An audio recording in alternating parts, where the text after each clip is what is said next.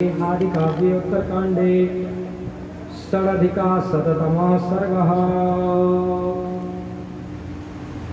पिछले अध्याय में भगवान विष्णु के चतुर्थ अंश लक्ष्मण को आया देख सभी देवता हर्ष से भर गए और उन सब ने प्रसन्नता पूर्वक लक्ष्मण की पूजा की। वशिष्ठ जी के कहने से श्री राम का प्रवासियों को अपने साथ जाने का विचार तथा कुश और लंका राज्याभिषेक करना, यहाँ तक की कथा हो गई।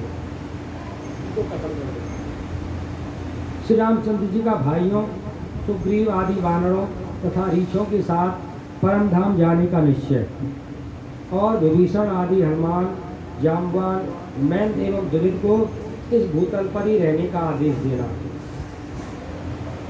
इस प्रकार इन दोनों वीरों को अभिषिक्त करके अपने अपने नगर में भेजकर श्री रघुनाथ जी ने महात्मा शत्रुघ्न के पास दूत भेजा।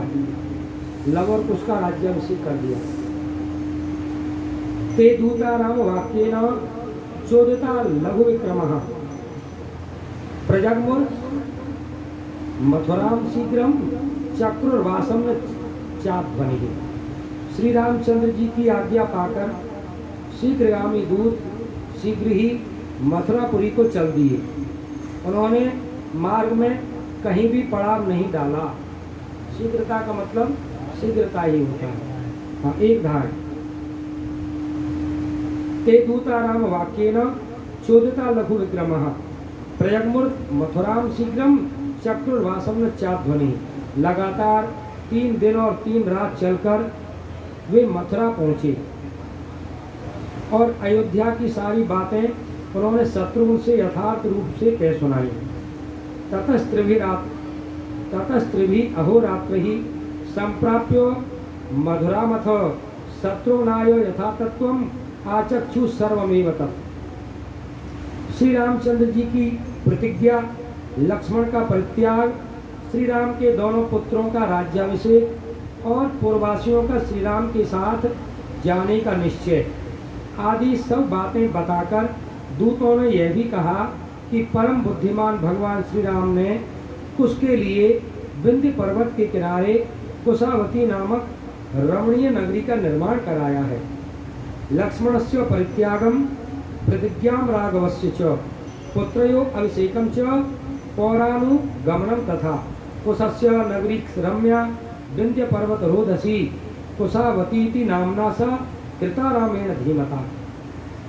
भगवान राम ने विंध्य पर्वत के किनारे कुशावती नामक रमणीय नगरी का निर्माण कराया है। इसी तरह लव के लिए श्रावस्ती नाम से प्रसिद्ध सुंदरपुरी बसाई है। श्रावस्तीति पूरी रम्या श्राविता च लवस्य च। श्री रघुनाथ जी और भरत जी दोनों महारथी वीर अयोध्या को सूनी करके साकेत धाम को जाने के लिए उद्योग कर रहे हैं। अयोध्याम विजनाम कृत्वा राघवो भरतस्तथा स्वर्गस्य गमनोद्योगम कृतवंतो महारथौ। इस प्रकार महात्मा शत्रुघ्न को शीघ्रता पूर्वक सब बातें बताकर दूतों ने कहा, हे राजन शीघ्रता कीजिए। इतना कहकर वे चुप हो गए। एवं सर्वम निवेद्यासु शीघ्र शत्रुघ्नाय महात्मने विरेमुस्ते ततो दूता त्वरा राजीति चाप्रो। हे राजन आप शीघ्रता कीजिए, ऐसा दूतों ने शत्रुघ्न से मथुरापुरी में कहा। अपने कुल का भयंकर संहार उपस्थित हुआ सुनकर रघुनंदन शत्रुघ्न ने समस्त प्रजा तथा कांचन नामक पुरोहितों को बुलाया और उनसे सब बातें यथावत कह सुनाई। अपने कुल का भयंकर संहार उपस्थित हुआ सुनकर रघुनंदन शत्रुघ्न ने समस्त प्रजा तथा कांचन नामक पुरोहित को बुलाया और उनसे सब बातें यथावत कह सुनाई। तच्छ्रुत्वा घोर संकाशम कुलक्षयम उपस्थितम प्रकृतिस्तु समानीय कांचनम च पुरोधसम तेषाम सर्वम यथावृत्तम अब्रवीत रघुनंदन। उन्होंने यह भी बताया कि भाइयों के साथ मेरे शरीर का भी वियोग होने वाला है। इसके बाद वीर राजा शत्रुघ्न ने अपने दोनों पुत्रों का राज्याभिषेक किया। आत्मनश्च विपर्यासम भविष्यम भ्रातृवी सह।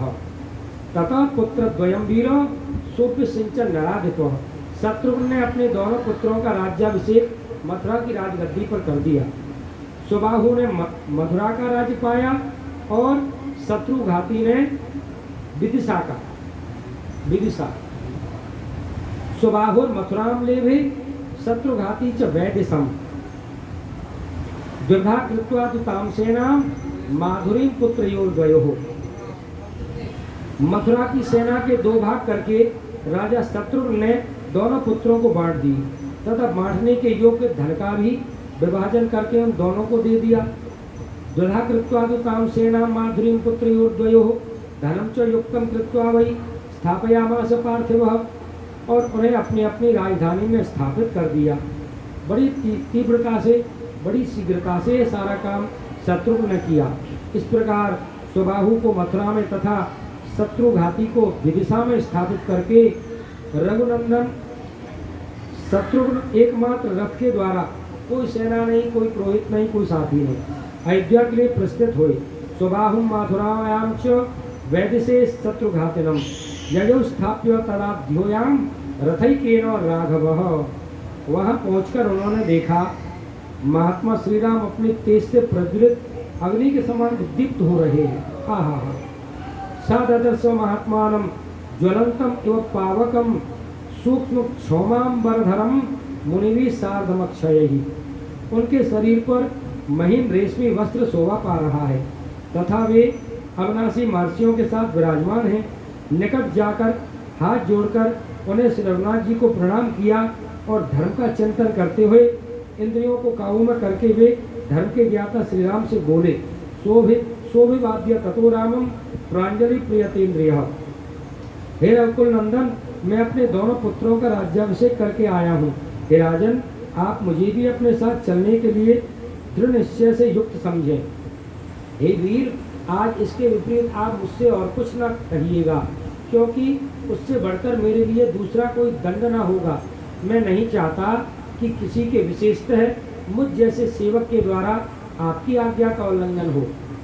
शत्रुघ्न का यह दृढ़ विचार सुनकर श्री रघुनाथ जी ने उनसे कहा, बहुत अच्छा। तस्यताम बुद्धिमक्लीबाम विज्ञा रघुनंदन बाहमित्येव शत्रुघ्न रामवाक्यम उवाचः। उनकी यह बात समाप्त होते ही इच्छानुसार रूप धारण करने वाले वानर, रीछ, राक्षसों के समुदाय बहुत बड़ी संख्या में वहां आ पहुंचे। साकेत धाम को जाने के लिए उद्यत हुए श्री राम के दर्शन की इच्छा मन में लिए वे सभी वानर सुग्रीव को आगे करके वहां पधारे थे। उनमें से कितने ही देवताओं के पुत्र थे, कितने ही ऋषियों के बालक थे और कितने ही गंधर्वों के से उत्पन्न हुए थे। श्री रघुनाथ जी के लीला संवरण का समय जानकर वे सबके सब वहां आए थे। उक्त सभी वानर राक्षस श्री राम को प्रणाम करके बोले, हे राजन, हम भी आपके साथ चलने का निश्चय लेकर के यहाँ आए हैं। हे पुरुषोत्तम श्री राम, यदि आप हमें साथ लिए बिना ही चले जाएंगे तो हम सब समझेंगे कि आपने यमदंड उठाकर हमें मार गिराया है। इसी बीच महाबली सुग्रीव भी वीर श्री राम को विधि पूर्वक प्रणाम करके सब जल्दी जल्दी कर रहे हैं, कोई पीछे को ना हटने रहा। अपना अभिप्राय निवेदन करने के लिए उद्यत हो बोले, हे नरेश्वर, मैं वीर अंगद का राज्याभिषेक करके यहाँ आया हूँ। सब मुक्त कह के आए हैं। आप समझ रहे कि मेरा भी आपके साथ चलने का दृढ़ निश्चय है। उनकी यह बात सुनकर मन को रमाने वाले पुरुषों में श्रेष्ठ श्री राम ने वानरराज सुग्रीव की मित्रता का विचार करके उनसे कहा, हे सखे सुग्रीव, मेरी बात सुनो। मैं तुम्हारे बिना देवलोक में और महान परम पद या परम धाम में भी जाना नहीं जा सकता।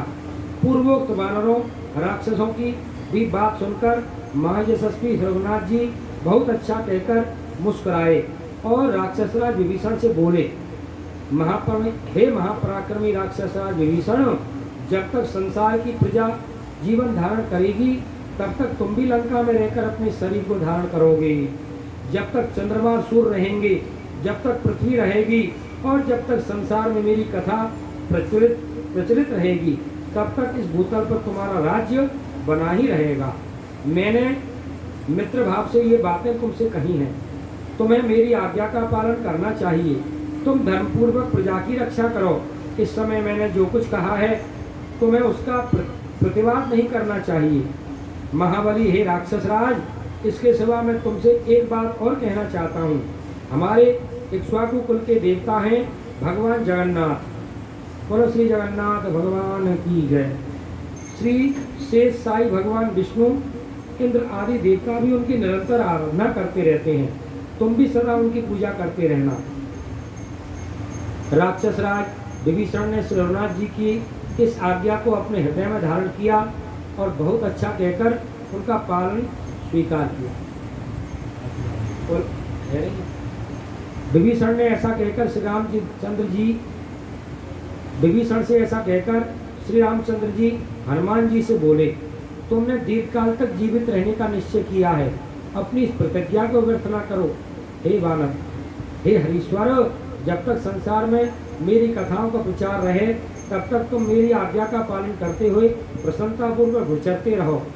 महात्मा श्री रघुनाथ जी के ऐसा कहने पर हनुमान जी को बड़ा हर्ष हुआ और वे इस प्रकार बोले, हे भगवान, संसार में जब तक आपकी पावन कथा का प्रचार रहेगा तब तक आपके आदेश का पालन करता हुआ मैं इस पृथ्वी पर ही रहूँगा। इसके बाद भगवान ने ब्रह्मा जी के पुत्र बूढ़े जाम्बान तथा मेंद्र और द्विविद से भी कहा, जाम्बान सहित तुम पांचों व्यक्ति, जाम्बान, विभीषण, हनुमान, मेंद्र और द्विविद, तब तक जीवित रहो जब तक कि प्रलय एवं कलयुग न आ जाए। इनमें से हनुमान और विभीषण तो प्रलय काल तक रहने वाले हैं और शेष तीन व्यक्ति कलि और द्वापर की संधि में श्री कृष्णावतार के समय मारे गए या मर गए। उन सबसे ऐसा कहकर श्री रघुनाथ जी ने शेष सभी रीछों और वानरों से कहा, बहुत अच्छा, तुम लोगों की बातें मुझे स्वीकार हैं, तुम सब अपने कथनानुसार मेरे साथ चलो। बोलो श्री राजा रामचंद्र की जय, श्री सीता महारानी की जय, श्री हनुमान जी महाराज की जय, श्री गौ माता महारानी की जय, श्री तुलसी महारानी की जय, श्री गंगा महारानी की जय, श्री यमुना महारानी की जय, श्री लाडली लाल की जय। जय जय श्री राधे।